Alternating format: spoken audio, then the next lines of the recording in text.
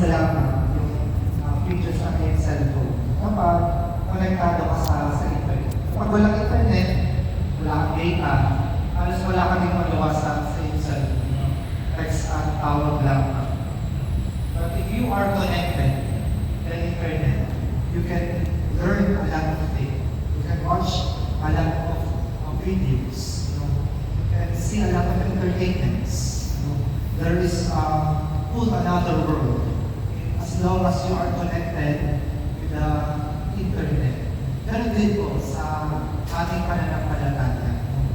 We can see and witness a lot of miracles as long as you are connected with your God. Kaya mo makasaksi ng napakaraming himala, makatanggap ng napakaraming pagpapala basta konektado ka sa iyong Diyos. Sabi ni Jesus sa mga mabuting balita, remain in me as I remain in you, so that you can bear much fruit. Ano ang mga bunga na tinutukoy ni Jesus? Mga bunga ito ay bunga ng biyaya ng pagpapasensya. Kapag pakiramdam mo kumaganda, umiinit na ang iyong ulo dahil sa kapalpakan ng iyong kasama o sa kagaspakan at ugali ng iyong kliyente na pinagdilinturan, you can be patient as long as you are connected with your God.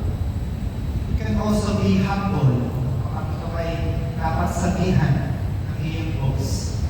As long as you are connected with your God, you can be at peace even if there are chaos in outside of you.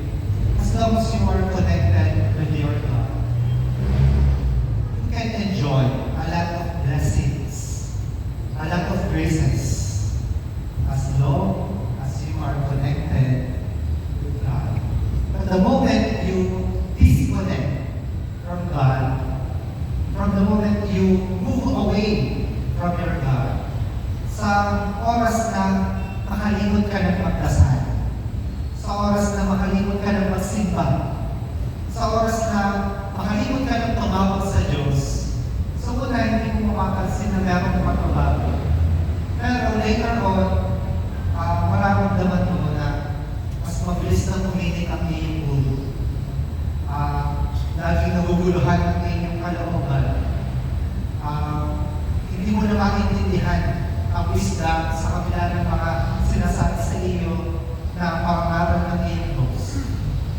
At hindi mo na mapaglingkuran ng ayos ang iyong pamilya at ang mga tao sa iyong paligid.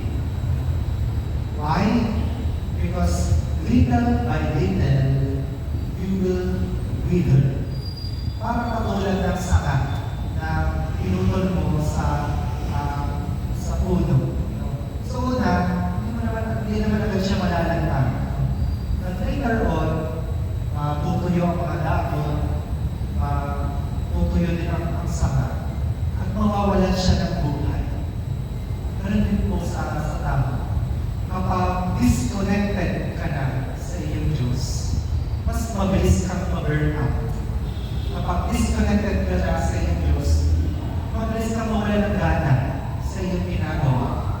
Kapag disconnected ka na sa iyong Diyos, hindi ka makapag-desisyon ng ayos. Hindi mo makita kung ano ang iyong pangayawitan.